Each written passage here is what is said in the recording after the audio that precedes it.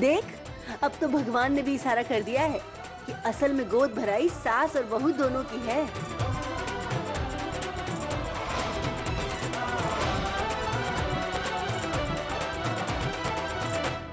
क्या बदतमीजी है। आई नो ये सब तुमने जानबूझ के किया है। क्या है जी? हाँ, अगर हमको ठोकर लगी थी तो हम संभाल लेते ना अपने आप को। काहे बीच में आई? इतने प्यार से अक्की हमारे लिए केक लेकर आई थी, सब गिरा दिया, काट भी ना सके हम। क्या चाहती हो तुम?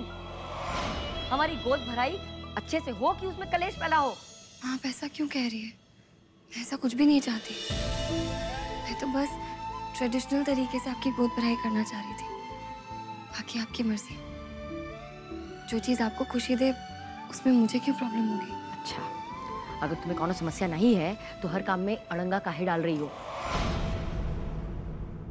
हम कैसे विश्वास कर लें कि तुम्हारे मन में कोनो खोट नहीं है? ये क्या हुआ रेणुका को? एक मिनट, तुम आओ, चलो इधर।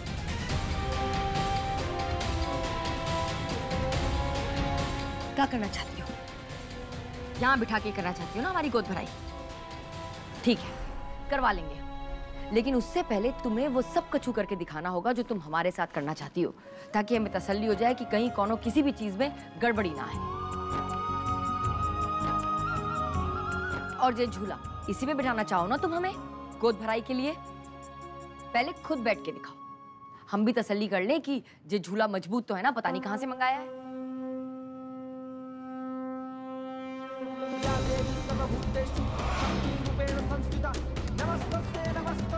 हाँ, ठीक ही लग रहा है झूला तो। इसके बाद क्या करना है? मम्मी, अब हम आपको चुन्नी चढ़ाएंगे। जे चुन्नी ना? ठीक है, तो हम जे चुन्नी पहले नव्या को पहनाएंगे और देखेंगे कि चुन्नी ठीक तो है, कहीं से चुप बुप तो ना रही है।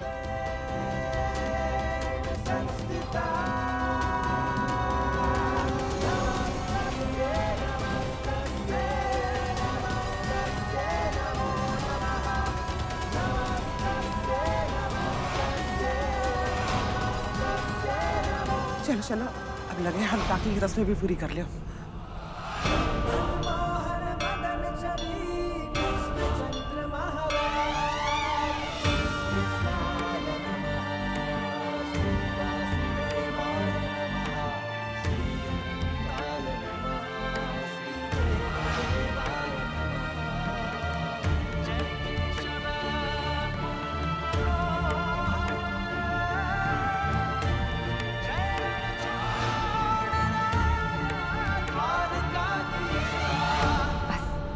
यही सब करना है ना तुमको? ठीक है, हमने पहले ही सब कछु देख लिया, हो गई हमारे मन की तसल्ली।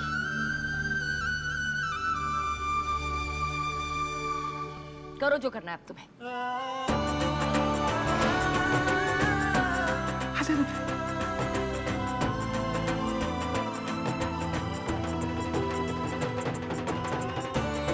थैंक यू माँ। I love you.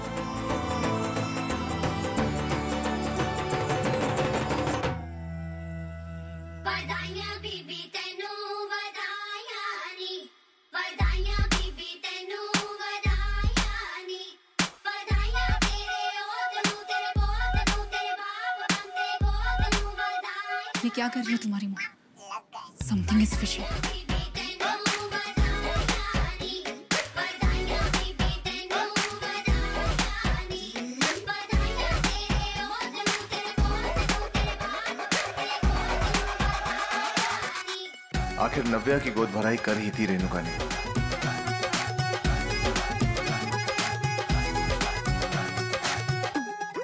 देख लिया, कर दी ना हमारी रेनू ने नव्या की गोद भराई, और अपनी खुद की भी।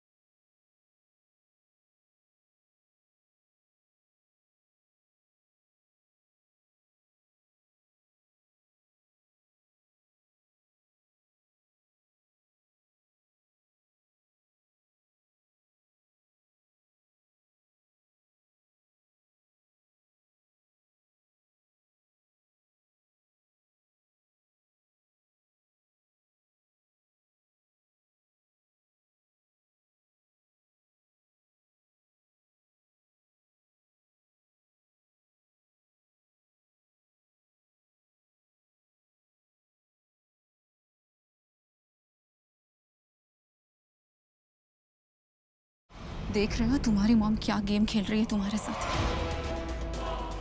और तुम्हें लग रहा है कि वो तुम्हारे साथ है। खुद देख लो अपनी आंखों से, मुझे ब्लेम करने की जरूरत ही नहीं है। पर सच तो ये है कि तुम अपनी माँ के प्यार में अंधे हो चुके हो। आदि, तुम्हारी माँ तुम्हारे साथ नहीं है, नव्या के साथ है। देख रहे हो ना, सब कुछ कर रही है वो नव्या के लिए। और नव्या ने क्या कहा था? ये बच्चा उसका है। देखा ना, उसने मेरी पार्टी खराब कर दी, मेरा केक गिरा दिया। और अभी दोनों सास बहू ने चुपके से कर ली एक दूसरे की गोद भराई।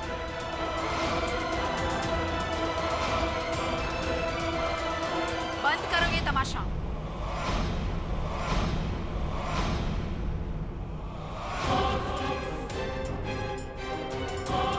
आदि, तुम्हारी मॉम सिर्फ सबके सामने तुम्हारा साथ देने का नाटक कर रही है, पर हकीकत में वो नव्या को सपोर्ट कर रही है।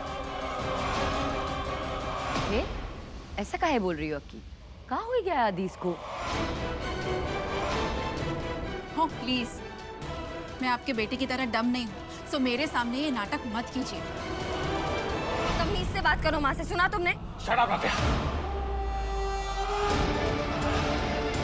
ये मम्मी और मेरे बीच की बात है, तो तुम जितना दूर रहोगी उतना अच्छा होगा। मम्मी,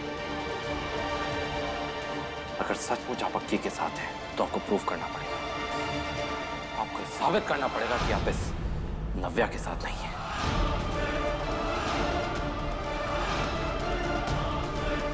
ये आया नाटक में नया ट्विस्ट। फंस गई अब तो सासू माँ।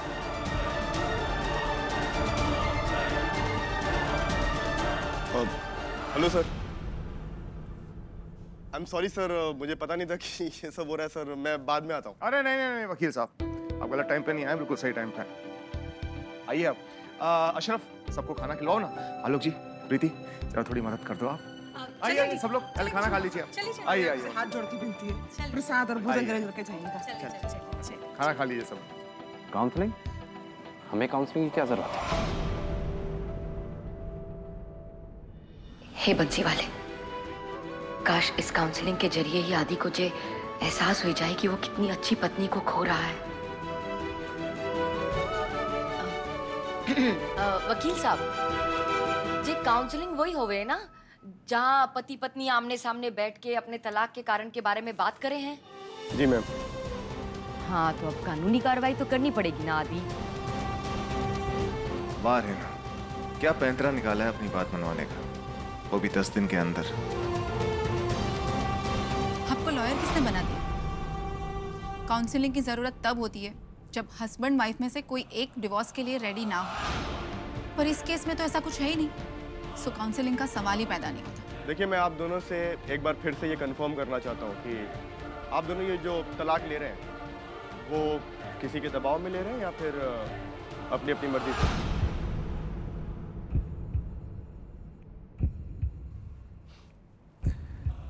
अपनी मर्जी से ले रहे हैं। ओके, तो ठीक है, मैं अपने सारे पेपर्स रेडी करता हूँ सर, ताकि मैं उसे जज साहब के पास सबमिट कर सकूँ, ताकि ये कार्रवाई हम जल्दी से जल्दी पूरी कर सकें। वकील साहब, एक मिनट।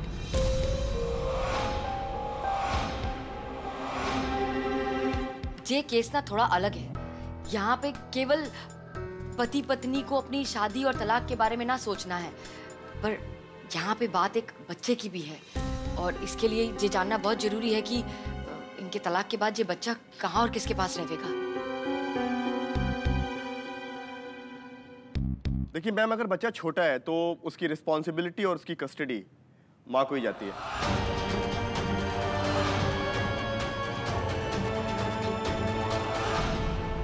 ये तो बहुत अच्छी बात है।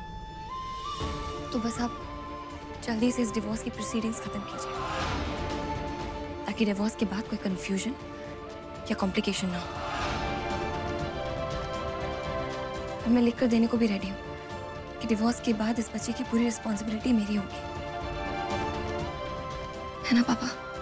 हाँ हाँ, क्यों नहीं, मैं तुम्हारे साथ हूँ। लेकिन हम जीना ही चाहते हैं। मत भूलिए कि बच्चे पर सबसे पहला अधिकार उसकी माँ का होवे है और इसे हम जन्म देंगे। और इस बच्चे पर पैदा होने के बाद तलाक के बाद किसका अधिकार होगा, इसका फैसला हम करेंगे, कोई और नहीं। लेकिन मम्मी, पापा के एग्रीमेंट के हिसाब से तो। तुम एग्रीमेंट की बात छोड़ो आदि, उसमें तो ये लिखा है कि आदि और नव्या को जो बच्चा मिलेगा इस बच्चे के जन्म के बाद। बच्चा आदि और नव्या दोनों का है, हम जानत हैं, लेकिन नव्या का तब तक है जब तक वो आदि की पत्नी है। जब पत्नी ना रहेगी तो फिर बच्चे पे उसका अधिकार कैसे रहेगा? रेनू, ये क्या बोल रही हो तुम? तुम्हें अपने बेटे के आगे कुछ दिखाई नहीं दे रहा है? हाँ, नहीं दिख रहा है। और आप हमें काहे बोल रहे हैं?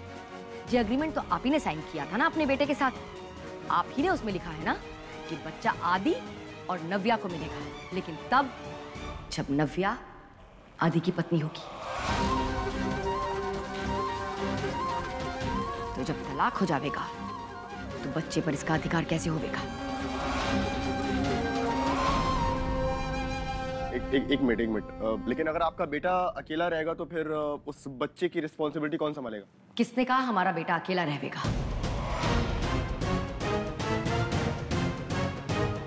आप तलाक की तैयारी शुरू कीजिए। आदि, जे पहना दो जे अंगूठी अक्की की उंगली में। सबका मुंह बंद हो जाएगा और सबको अपने सवालों का जवाब मिल जाएगा।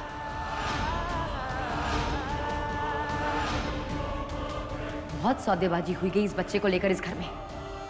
बस हमने फैसला कर लिया है, ये बच्चा हमारे बड़े बेटे के पास रहेगा और उसकी पत्नी के पास, जो भी उसकी पत्नी हो। और जब तुमने नव्या से तलाक लेने का फैसला ले ही लिया है तो फिर चिंता काहे कर रहे हो? आगे बढ़ो और जीवन उसके साथ बिताओ जिसके साथ तुम्हें अच्छा लगे है और जिसके साथ तुम्हारा दिल जुड़ा हुआ है।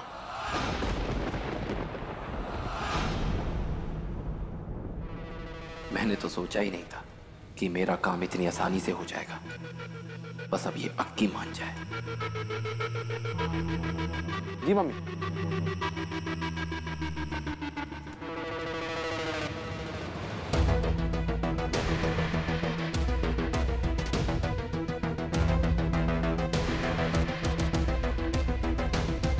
ये क्या कर रही है रेनू? अपने बेटे को उसी के साथ बांध रही है जिससे छुड़ाना चाहती है। अक्की,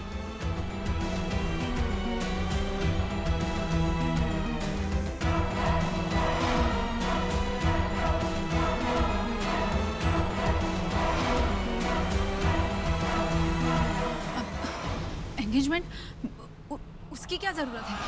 आई मीन, ये सब अचानक आपके दिमाग में कहां से आया? अरे पर हम दोनों साथ में ही तो रह रहे हैं, तो शादी की जरूरत क्या है? जरूरत है अक्की। तुम दोनों जो कर रहे हो वो हमारे समाज के लिए नया है। राजा की मंडी में आज तक कभी ऐसा ना हुआ है। तो जो कर रहे हो उसे सामाजिक रूप से जायज तो बनाना ही पड़ेगा ना। और केवल इतना ही नहीं, अब बात जब वसीयत पे आ गई है तो फिर तुम दोनों पीछे कैसे हट सकते हो? हाँ, तुम हमारे बच्चे के भविष्य के साथ कैसे खिलवाड़ कर सकते हो? क्या चाहते हो तुम दोनों? हाँ, केवल एक कागज की कमी के कारण हमारा बच्चा इसके पास चला जाए? हम ऐसा हरगिज नहीं होने देंगे। अक्की, तुम चलो मेरे साथ। आदि,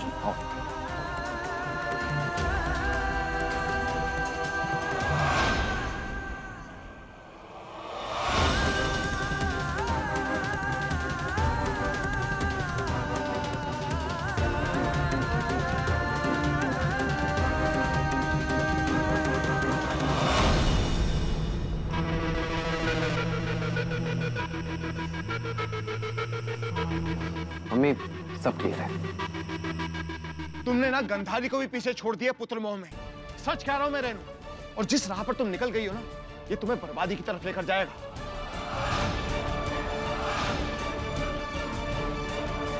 वकील साहब आप मेरे साथ आइए।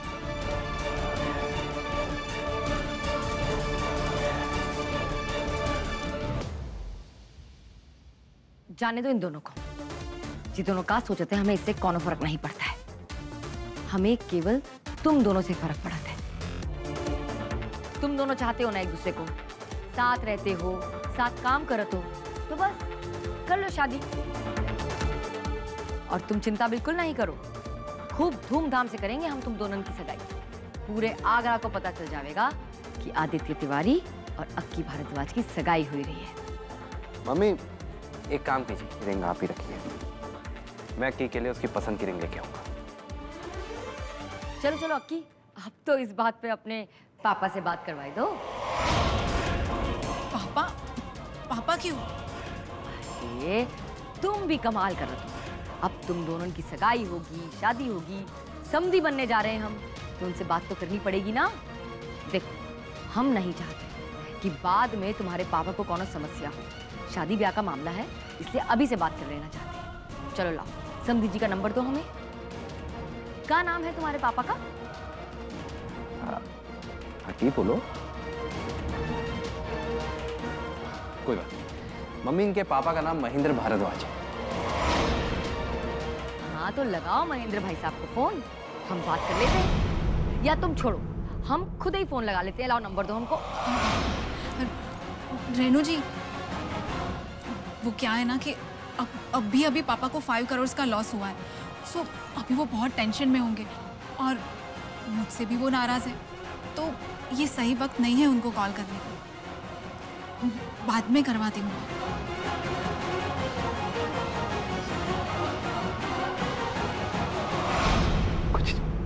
हमें तो लगे है कि जे अक्की को हम पे अब भी भरोसा नहीं है आदि, और तुम्हें तो भरोसा है ना अपनी माँ पे।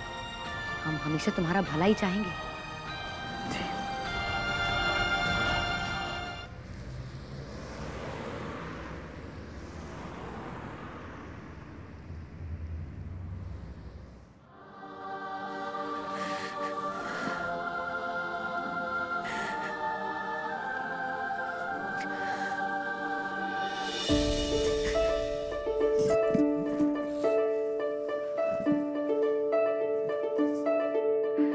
हमें माफ कर दो ना प्यार।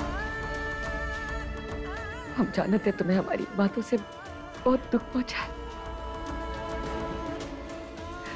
हम बैठे हैं तुम्हारे सामने, जो कहना है कह लो हमसे, चिल्ला लो, गुस्सा हो लो, दिल का सारा गुबार निकाल लो, हमें बिल्कुल बुरा नहीं लगेगा। नहीं माँ, मुझे आपसे कोई सफाई नहीं चाहिए, आपको एक्सप्लेन करने की जरूरत नहीं है। आज मेरी गोद भराई करके आपने मुझे मेरे सारे सवालों के जवाब दे दिए। आपका आशीर्वाद मेरे साथ है ना, मेरे लिए बहुत है। काश हमारा कपूर बेटा समझ पाता। तुम जैसी पत्नी को खो के का खो रहा है वो जीवन में, लेकिन जित तुम्हारा नहीं उसका नुकसान है। इसलिए तुम्हारे चेहरे पे जो उदासी का है, हाँ, जो आंसू का है,